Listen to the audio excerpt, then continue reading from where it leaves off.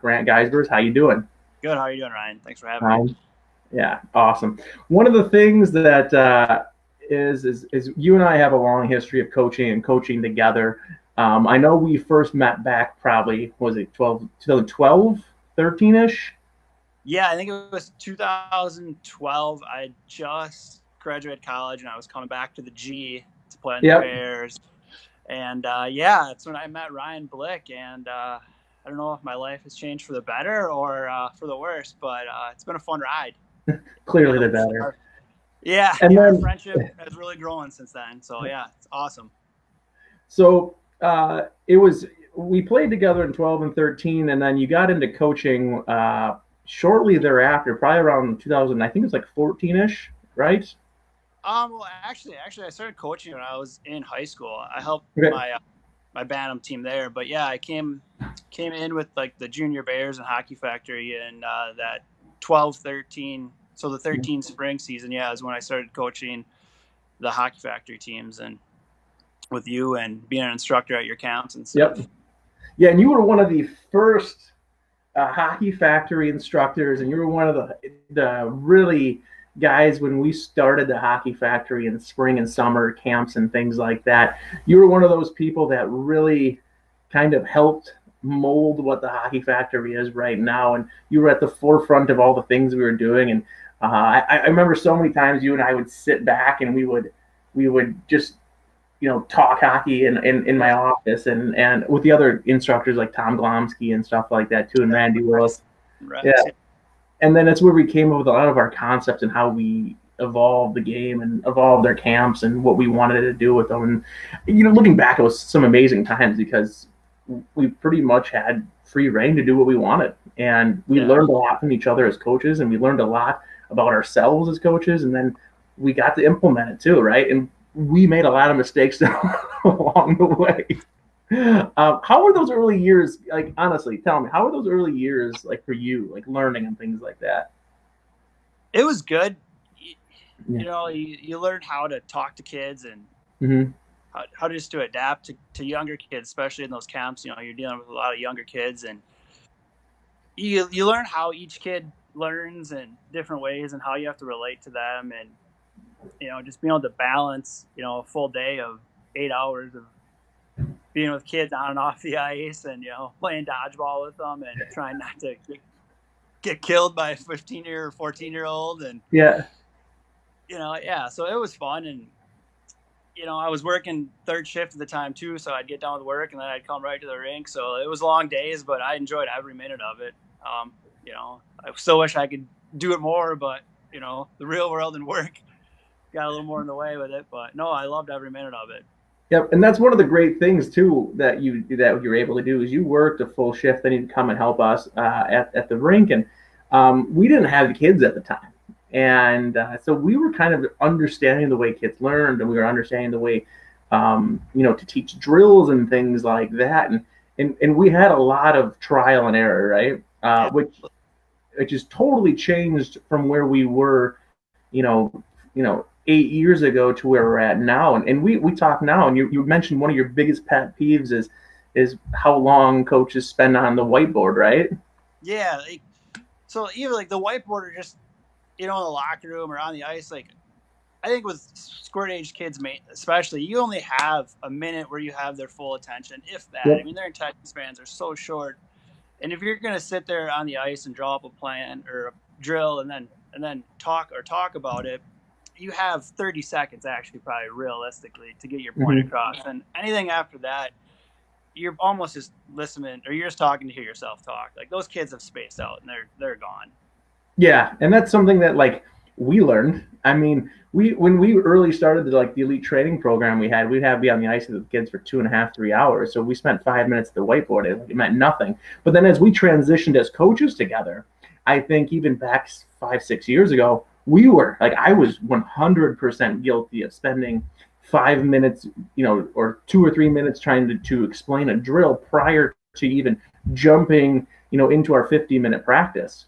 And since then, we've learned and we've adapted and things like that. But it's just funny to look back on our kind of like our coaching careers when you and I were starting a lot of this stuff, and like how much time we wasted, how many things that we did that now we look back and be like, that's crazy. Like, I can't believe we did that, you know?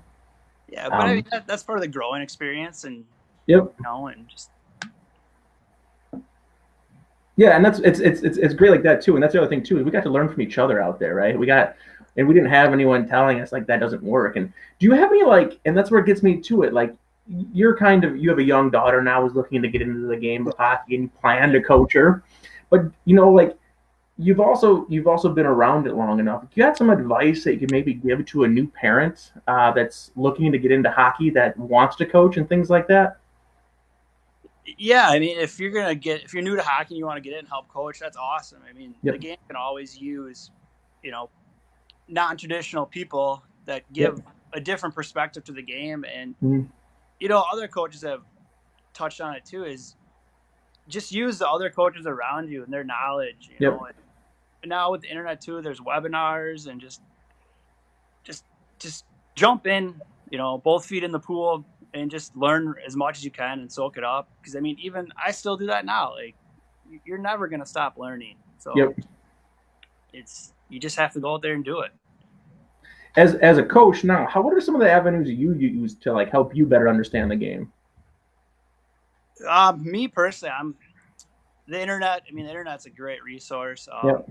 Other coaches, you're in a hotel room, in the lobby, and there's other coaches from other teams that are in your organization or maybe not in your organization that you run into. I mean, when you're at the hotel, you know that. I mean, people are Yep. always talking hockey, so Yep.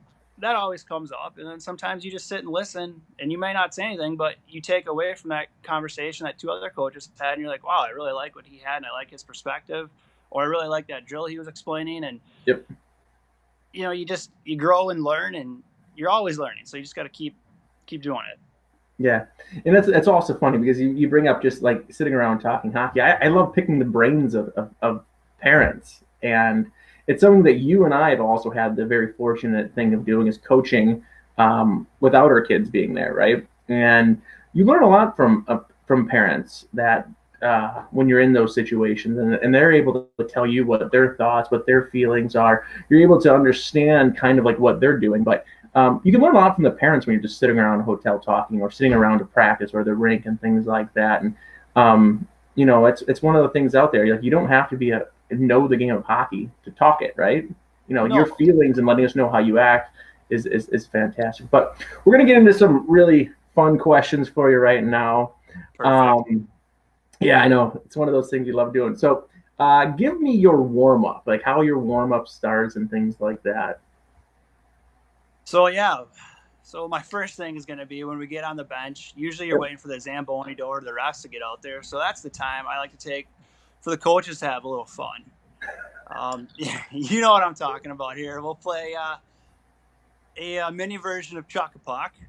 Yep. Each coach gets 2 pucks, and we'll play far dot, and then we'll play near dot, and you just bragging rights for that game to see what coach can land the puck in the dot. And honestly, I think it helps the coaches loosen up a little before a game, especially if you're Yeah. playing in a semifinal game or a championship game. It just loosens them up a little bit, takes a little of that stress away, and then also the parents love it too. They're always like, "What are you guys doing over there?" I'm like, just playing chalk puck. But and then once the Zamboni doors close and the refs get out there, I like the kids to take a couple hard laps, get their legs going. Hmm. I'd love it too if the goalie he can get his stretches in before you get on the ice, Yep. because you usually only have about 3 minutes. So then you can get the goalie. You can have a couple of kids shooting on him right away, and then have the guys doing some stationary passing in the circle, and then adapt from that into maybe like a circle cycle where they're passing off the boards, getting their feet moving again. Yep. And then the last 2 minutes, go into a 2-on-1 and just have that D hit the forward either on the far side or the close side, and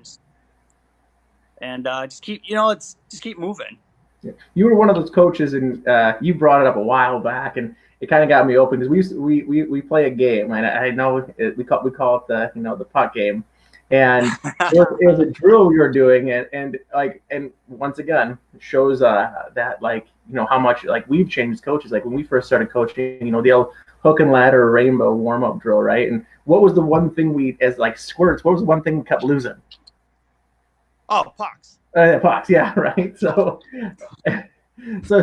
we used to do the puck game, and the puck game it was super fun, but it was also like as a coach when you're supposed to bring your own pucks, right? And well, I'll let you elaborate. Tell us about the puck game.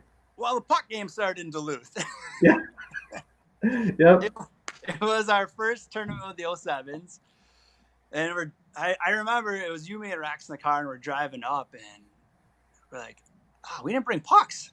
And you're like, dude, these tournaments always have pucks. We'll be fine. Yep. So we get out there for a Friday night game, and we go to the scores box. The guy working, and we're like, you guys have pucks for us? And he's like, no. We're like, oh boy. So we run into the locker room, like, kids, who's got pucks? And I think we scrounged up like 6 pucks, 7 pucks maybe. Yep. And we told those kids, do not lose that puck. And if you lose that puck, you better go down to that other end to get it. And what transpired from that is we ended up with like 7 or 8 pucks by the end of that practice, or that.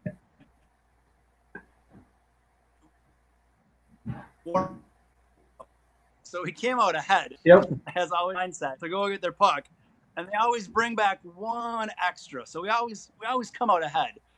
And then I remember one time we tried doing that with the U18 team in the spring, and that was a bad idea because those guys were savages. Like, yeah, blatantly taking 4 pucks at a time. We're like, guys, way too obvious.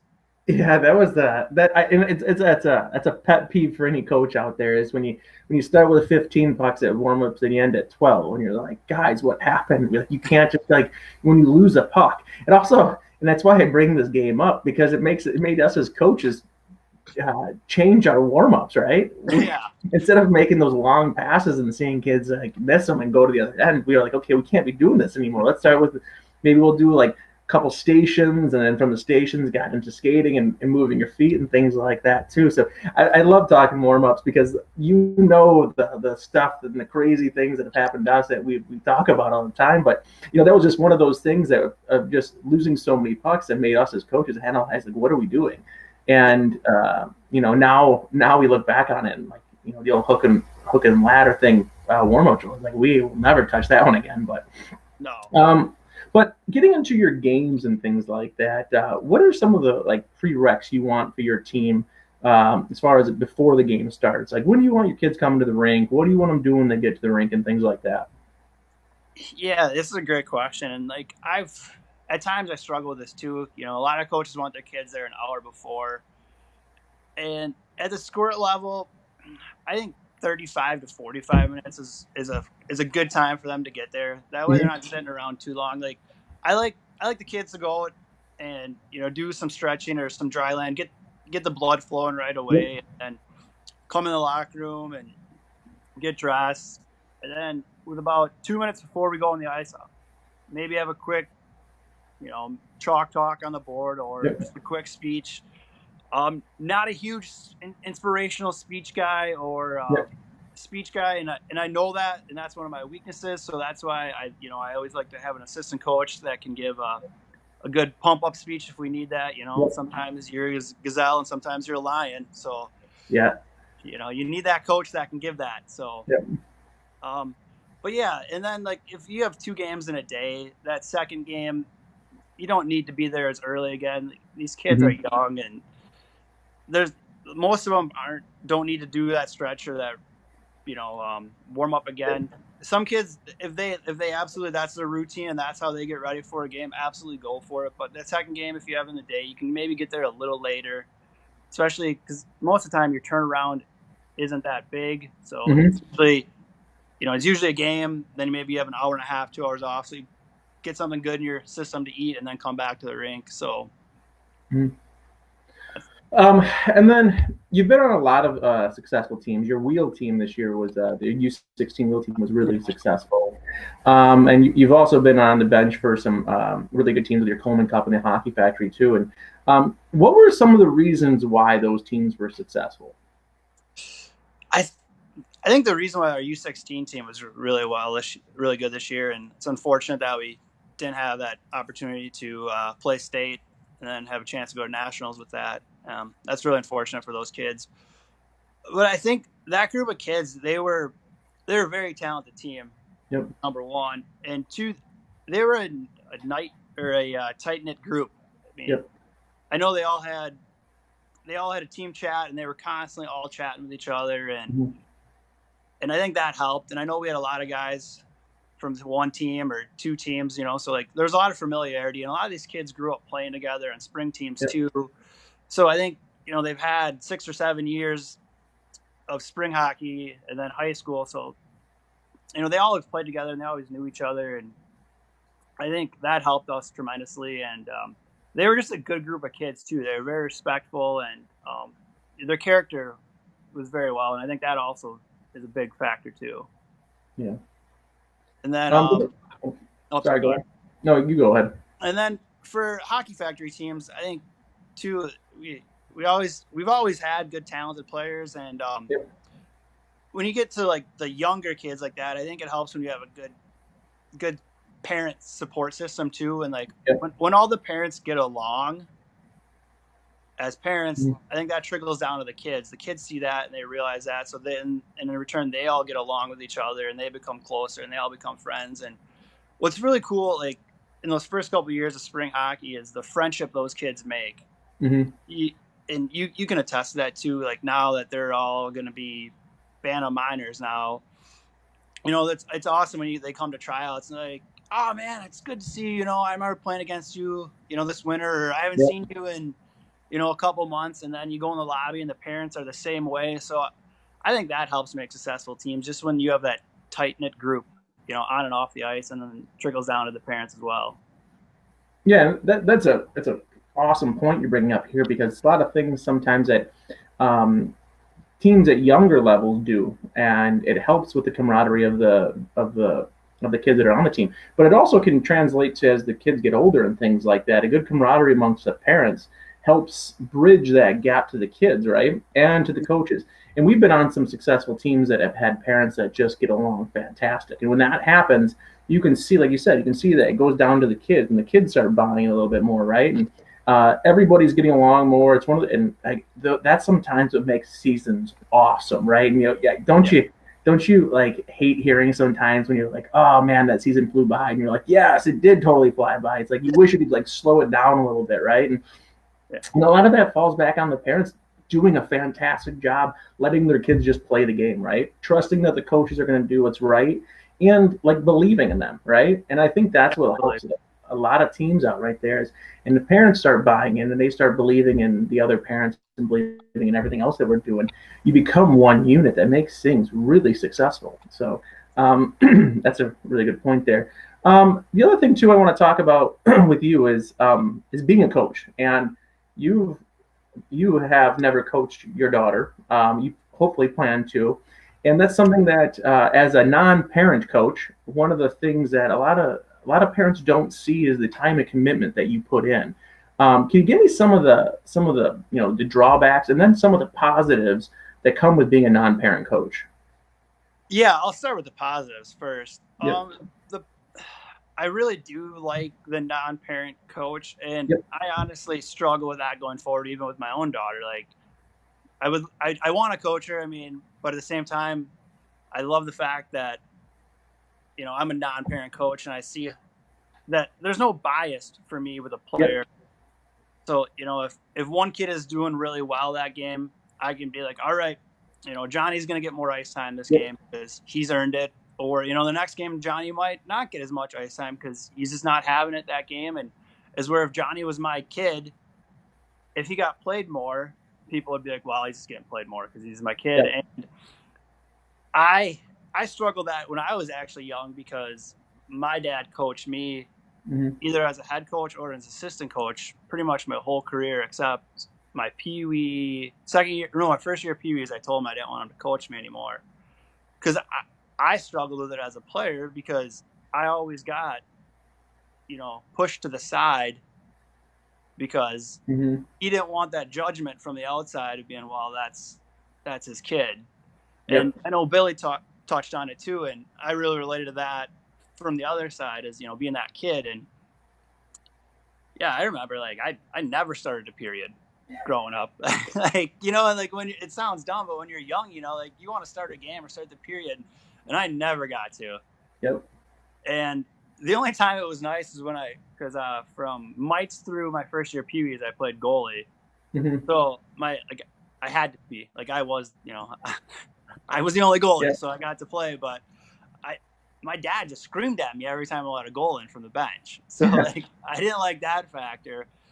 So, but no, but I think it's great, non-parent coaches. If we can get more of them involved, I think it's awesome for organizations and clubs because those coaches, they don't have that bias, like I said, Yep. and they can just coach and they can see the game, I think, clear because they don't have that distraction of in the back of their head. Well, are the parents gonna, be mad if, my son plays a little more? So I think that's great. And I want to touch on that for a little bit here because you brought up something. You brought up something really fantastic that I want some parents to know about, and that's the role of a head coach with their kids, right? We're talking about you not having kids, but you know, I will tell you for every one, every 1 out of 10 coaches, yeah, they might take advantage of that, right? They Yeah. might take advantage of playing their kid too much or giving their kid preferential treatment. But I'm telling you, 9 out of 10 don't. And 9 out of 10 coaches are way harder on their kids than they are anybody else on that team. And that's something that as a coach we struggle with. Like it like hurts. Like, and I brought this up during like Billy's interview. Like if there's a for the 9 out of 10 coaches that are out there, when there's a someone supposed to get skipped in the shift or something else like that, we generally it's our kid. And Yeah. our kid's going to be the one that's going to see the end of it. Like our kid's never going to start a game. Our kid is never going to get the first PP. Like our kid is never. Everyone else is going out there every shift, and there's one kid who's going out there every third. It's our kid, right?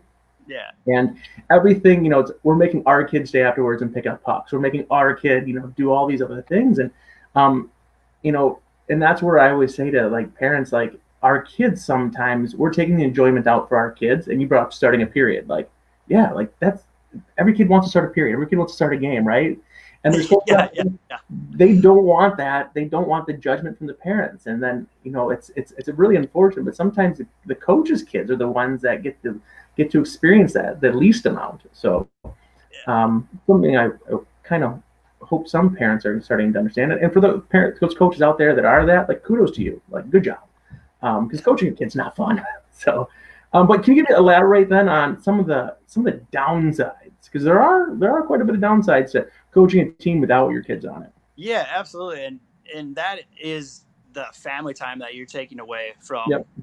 your family. For me, first, it was just my wife, and I'm grateful that she understands that I love to coach hockey, and Yep. hockey is such a big part of my life. So she lets me do that.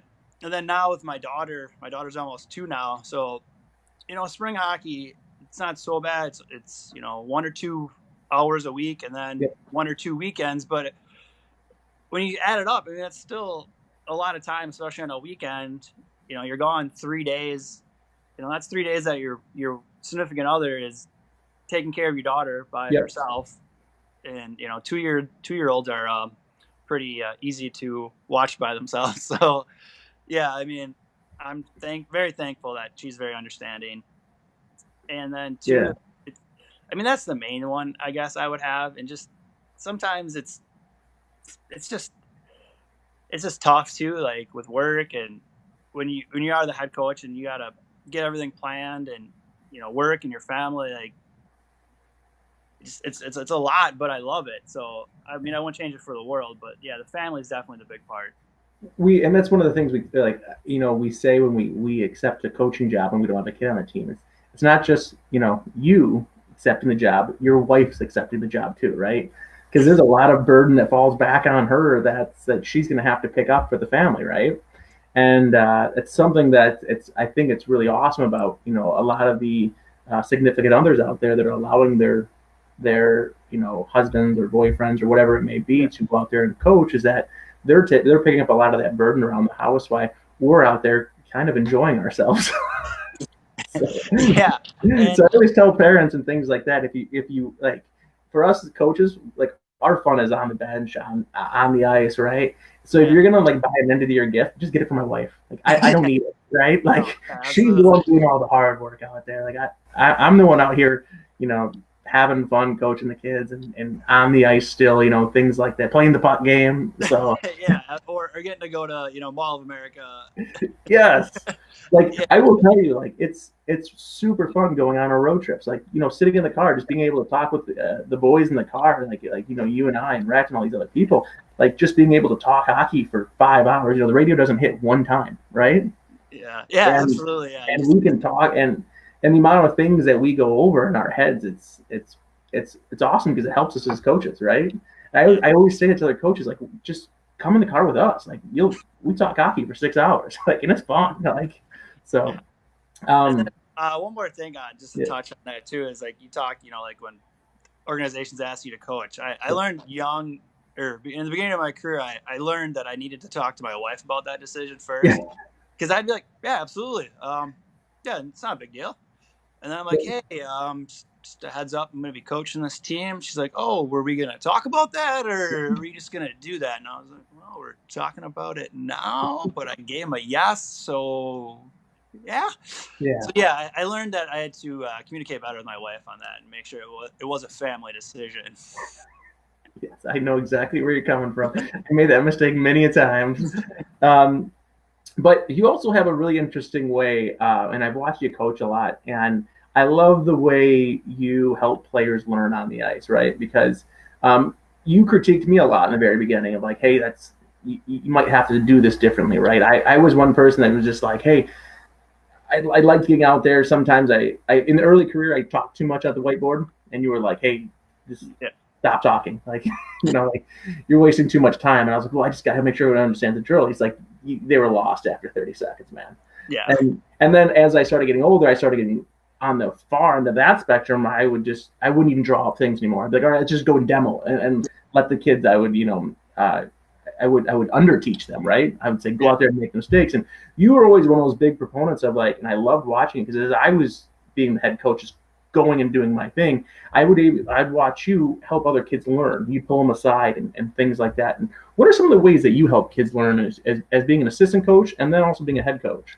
yeah. It's a great question, and I mean, you're dealing with 15 to 13 kids on a team, and they all learn Mhm. different ways. And you have that kid like that you can just explain the drill to him and he gets it. Then you have that kid that needs to see it on the whiteboard and then he gets it. And then you have that kid that like, hey, can you demo it for me? Yep. And then he's like, oh, got it, perfect. So in a perfect world, I try to take that minute before we go on practice if I have the time, and we'll draw it up on the whiteboard so those visual learners can see it.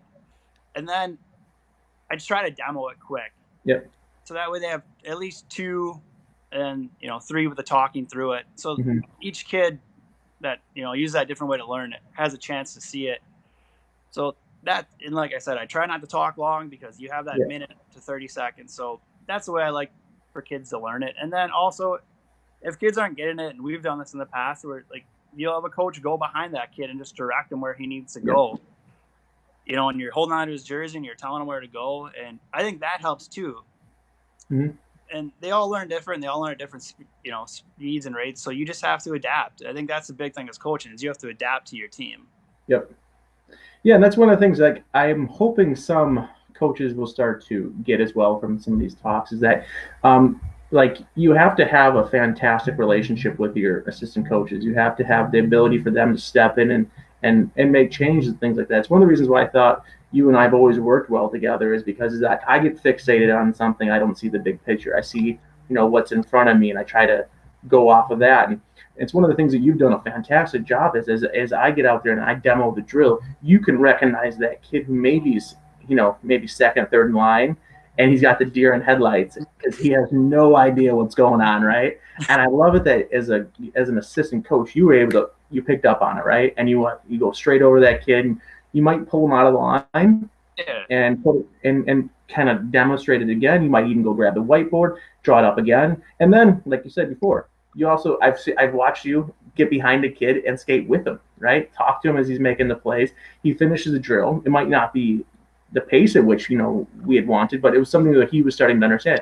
And then by drill 2 and 3, he's got it. He's going at the proper pace, and that's something I always encourage coaches to do. Is as you demo the drill and you're doing things, encourage your assistant coaches to start trying to identify who the kids are that learn differently. Right? They learn a different style. They might need to draw it up again. They might need to be just to hear it in their head again, or they might need someone who's actually going to go with them to demo it. And that helps at the younger ages a lot. Like it's one of those things that like at the older levels, the kids it's a little bit easier to do. But at the younger level, we're talking, U8s and squirts. Those coaches out there, assistant coach, can be so beneficial in explaining the drills to kids. That way, we're identifying those kids quick. And coaches, your team. You know what players might need it. So get that coach early on. Talk to your coaches in the locker room. Say, hey, Johnny, Phil, and Derek, they need help with this. So after I get done demoing, can you pull those three aside real quick and redraw it for them? And so. Yeah, I mean, there's been times where you've had to break the drill down for me because yeah, you're like, hey, we're gonna do this, this, and that, and I'm like, okay, I got the 2 of the 3, but I'm gonna need the third thing shown to me too as well. And then you're like, okay, all right. So I appreciate you working with me at times too. I struggle with that. I'm one of those. I'm a coach who underteaches it. I get out there and I say, I don't like wasting time anymore. I draw the drill. I don't even draw the drill up 90% of the time anymore. I say what it is. I say, I see where other players go, and then I just say go. Yeah. And then I don't like putting cones on the ice. I don't like restricting the kids. I like them to figure it out. You spend 3 minutes drawing up a drill. That's 2 to 5 reps that a kid could get in that meantime and figure it out himself. And that's what I always say to kids too, is that like, for me, I learned by figuring it out myself. And I learned the best by figuring it out myself. And for me, I think everyone learns that way, but I'm not right. Yeah. I'm wrong a lot of that. Some kids need it drawn up, stuff like that. So yeah, when your coaches, your assistant coaches are lost, I'm pretty sure they're gonna be lost. And you're like, yeah, all right, hold on, guys, come here quick. Yeah, no, I get it. And in your time, you've obviously had some great teams, and you've had some teams that they haven't struggled, but they always need work, right? And sometimes poor sportsmanship enters the game. What is one of the ways as a coach you've handled a player with poor sportsmanship on your team? This is a hard one, Ryan. Trying to think here. I don't know if I've ever had a kid that's had a really bad attitude. Like I've been blessed to have a lot of kids that are great, but I mean, I don't want to put up with kids that have bad attitudes or poor sportsmanship after a game. You've touched on this before. Is like taking your hand or your glove off when you shake hands. I think that's huge. And just treating your opponent with respect afterwards, or even during the game. And on the bench, don't be bossing your teammates around. Like we've seen that at tryouts where you'll be on the bench and one kid will be telling kids who he thinks he should go with, and I'm like, no, that's not how we're gonna do it. And why do you think you have the right to tell that kid that? So I mean, that's the biggest thing I think for me is just respect your peers. I mean, I know they're 10, 11, 12, but just teaching them respect right away is I think going to go a long way, because we're not just teaching hockey here, we're teaching life lessons as well. And I think it's just huge for kids to respect everyone and respect the game. Yeah, and that's one of the things. That's one of the things that like I said, I struggle with is at a trial, because you don't see it. You're an evaluator up in the stands, right? And you brought up tryouts and the way sometimes kids act there. And you've been on the ice and for tryouts, and you've seen that side of it, right? And kids out there, coaches see that, you can't be doing that stuff out there, right? And that's one of the things you do. You step in and you got to say, kids, we can't be doing that here. And it's difficult, right, as a coach to, and that's why, like you said there, you kind of set the tone early, right? This is how we play the game. This is what we do, and it helps stop any of that from actually forming, right? As long as you set the tone early with your team on respecting the game, respecting the team, respecting the officials and things like that. So absolutely. And then one of the things I want to talk about as a non-parent coach, I was kind of looking at it and going, do you have a piece of advice that you'd like to give to youth parents? Yeah, I've listened to Steve and Hmm. his this week, and like I just I think it just enjoy your time that you have with your kids, and Hmm. just enjoy the game, and don't compare them to other players on the team, and just focus on them having fun and being a kid, and then you know what I mean. Take it easy on the coach. You know he's doing his Yeah. best. Yep. I just had this question texted in, so I wanted to give it to you right away here. Oh Um, boy. you talked earlier in the interview about the like in between tournaments and things like that and games and stuff like that. What is something you do in between tournament games that helps kids prepare better? Like for example, like I know you don't let kids go swimming in between games, right? What do you usually tell kids in between games at a tournament? Yeah, after the game, you know, it's usually, hey guys, go get something good in your stomach, have Hmm. some water, have a chocolate milk, you know, replenish your body. Like, and it's one thing I don't like seeing is, you know, we'll go to a restaurant and there'll be some other kids there, and you'll see them just chugging sodas, and you're like, guys, like we just talked 20 minutes ago about having waters, and Yeah. I understand they're, you know, they're 10, 12, 13, they're young, but you know, like if you don't take care of your body, you know, like it's going to reflect in your game. So Yep. yeah, you know, if you have a long break, you know, just rest. You know, I don't want to see you at the hotel running around playing, you know, mini hockey sticks. You know, you can do that after we win and we're in the championship game, you know, and we got some more rest. So, you know, just relax, guys. I know you're gone for the weekend, but we're not going to be going to the pool. I'm sorry. Yeah. We're here to play hockey. Yeah, and that's something too. Is like we know that kids make a lot of fun memories around the hotels and the restaurants, and eating out and things like that too. But one of the things I always like to tell kids, and it helps if you do it early on, and it's because sometimes these kids will be with you for 5, 6, 7, 8, 9 years, is you Yeah. set the tone early. There's always a time and a place for it, right? Yeah, And giving absolutely. the kids the understanding what the time and the place is to let their hair down and go have some fun. Okay, and that's what the hard, especially the younger ages. That's one of the hard things to do is trying to tell a 9-year old, hey, you can't go swimming when they have this mammoth water slide there. It's like Yeah. that's one of the hardest things to do. But it's one of those things where maybe you do, like you start early, like you say, like, hey, like you can go swimming, but we're only going to go for 30 minutes, right? We don't need to Yeah. go for 2 hours. And then as you get older, those kids will start to understand that. And I will also tell you that as a coach, as a person who like has seen the game at the U18 level and things like that, you'd be shocked about how many kids like they know the routine, they know how they're supposed to get their bodies ready for the next game, and then you have some kids that have no idea, right?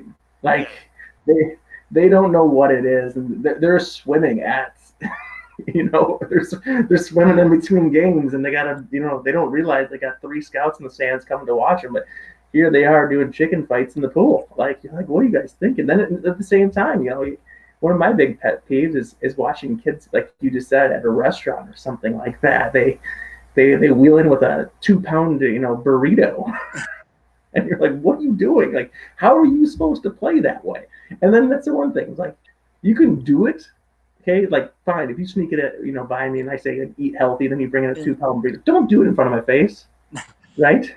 Like Yeah. there's no bigger pet peeve that I have sometimes than watching a player who we've just said, hey, we're doing this to help you. We're doing this, like this is how you're going to be able to get, your performance for the next game better. Yeah. And then it's like try to eat healthy. We're giving the best advice we can give. And also the Yeah. kid like rolls in with a, Chick-fil-A value meal. Like, what are you doing, man? Like, it's it's absolutely crazy sometimes. But hey, you know what? Like we said before, some of these kids are out there making memories, right? Yeah. It's just Yeah. you gotta remember when they're 35, which it all depends on what your goals and aspirations are, and stuff like that too. So Yeah, and I mean, I don't want to sound, you know, like a hardo. I mean, like yeah, I totally understand they're here to make memories and have fun. And yeah, well, we've had kids, you know, when we've stayed at the big water park, you know, we gave them an hour of you know pool time, and you know, like we're not animals. I mean, yeah. we understand. So It's just understanding when. That's the biggest thing, right? yeah, It's just we'll reward you for your yeah. There's always a time and a place for it. There's always a time and a place to go have fun and enjoy the sport and the things that come along with the sport. But then there's also times where you gotta as a player and a parent, you got to buckle down, right? And you got to be like, okay, now it's game time. Like we're yeah going today, and yeah that's why I would say to parents too. You bring up in between games and things like that, one of my big things is I like to eat as a team in between games. Like, because I also like to know that, if a kid might normally have a soda or something, that's unhealthy between a game, that they're more than likely not going to do it when you're sitting there, right? Absolutely.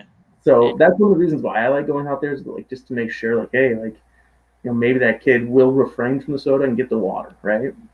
Yeah. So, so you gave the advice for a youth parent, and it was enjoy the game and things like that. And it's one of the things I've always talked about too as parents is like the game ends quick. Like, you're gonna miss it. There's gonna be times where it goes quick and you're gonna miss it. You're gonna wish that your kids, you had one more road trip or that one more game or one more tournament. But that's a good piece of advice. Now I want you to give a piece of advice to yourself when you were 12 or 13. It can be one piece of advice that you give to yourself, and like, it's like it has to be hockey related.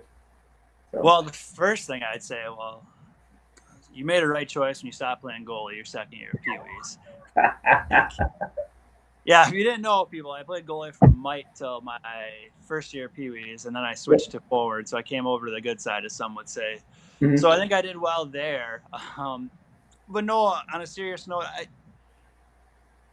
I think you just have to, if you want to continue to go, like, you just have to realize how hard you have to work at it, and like how big of like skating really is involved in the game today. Like, edge work is so important, and just being a good skater. And when I was coaching Squirt A, is like kids, you try to do, skating, power skating for 15, 20 minutes in a practice, and every kid's head just starts hanging, and they get bummed out, and you're like, well, guys, this is never going to end if you want to keep playing the game. I mean, the pros do it too. So like, I would tell myself just, to work on my skating, and just, just to improve on everything that you wanted to do. Like, if you thought you were doing enough, maybe do another 10 to 20% of that. Like, just because it takes so much to get to the next level.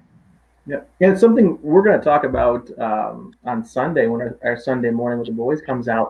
Is a little bit of like how one of my cut stories was, and how you brought up, working hard and things like that, and you wish you would tell yourself to do more of it, even though you didn't like doing it. And I think that's one of the things about, like, one of the stories I talk about getting cut is you get motivated to do things, right? And you want to work hard, but that's the thing is, like, I don't think kids really realize they set these goals for themselves to make this team or something. And like Tyler Lewis said a few episodes back, like, do your habits match your goals, right? If you have a lofty goal out there to make the A team or make that AAA team or be, first line varsity, things like that, then the work you put in has to match what you want to do. And I think that's tough for kids sometimes to have to, like, I have to do all this skating now. Like, it's also recognizing what you need help in, right? And it's something that for me, which I always thought was funny, and it took until probably 20 years later that I figured it out, which we'll get into my cut story, which is basically like I first got cut and I worked hard, but I worked hard in all the things I was already good at, right? Like, I'm not gonna lie, like, no one ever said your shot was bad. No one ever said like my stick handling was bad. Like what everybody told me that I was struggling with, I didn't work on. But I was working. Let's say that for Sunday, okay? Yeah, I'll save it for Sunday. Yeah. You don't want to tease them too much, okay? What? You don't want to tease them too much. Just we're done. Okay, so but that's a good point. Like, work hard at those things, and that's the thing is understand that it takes a lot of work. So, but I'd just like to say thanks for coming on today. I really do appreciate it. No problem. For having me. Pardon? Thanks for having me. Yeah, I really enjoyed it. And I'm really excited for these things to continue. You were one of the original people that helped me come up with the views from the bench concept, and we came up with this 4 years ago. Yeah. On one of those trips. Yeah, we've had this Facebook page for 3-4 years now. So it's been fun, and we're hoping to keep this thing going for a little bit after there with your help. And I know you got some stuff in the works that we'll talk about a little bit later on some of the other avenues, but like, I just want to say thanks for everything you've done for, the Hockey Factory, for Wheel and Coleman Cup, and everything that you've done. And all the time you put in. It's really made a lot of impact on kids. So I just want to say thank you for that. And do Well, you have any last bit of advice or things you'd like to talk about? um, no, I mean, just hope everyone's staying safe and kids are Yep. working, and can't wait to get back on the ice with the players and have some fun again and get skating out there and love the game. Yep. So we are gonna, like I said, we are back every Monday, Wednesday, and Friday on Facebook Live at noon. On Monday, we have guest goalie Jim Stanaway from Goalies Inc. He's one of the new Waha goalie directors in there. Should be a great interview about goalies. We got a lot of questions lined up for him that are goalie specific that will help us coaches understand the position better and what our goalies actually are going to need for practices. I think that's a big thing is understanding where what we need as coaches, like so we can help our goalies and make practice something that's worthwhile for them. So he is on Monday, and then like I said, our Sunday morning with the boys will be on at 9 a.m. on Sunday. So Grant, thanks for coming on and have a good day. All right, thanks, Ryan. Yep. I got about I think we're off. Yeah, we're off. I got about 1,000 text messages in this. Good, bad. What? Like, no, it's Good, bad. just about a different thing. Oh.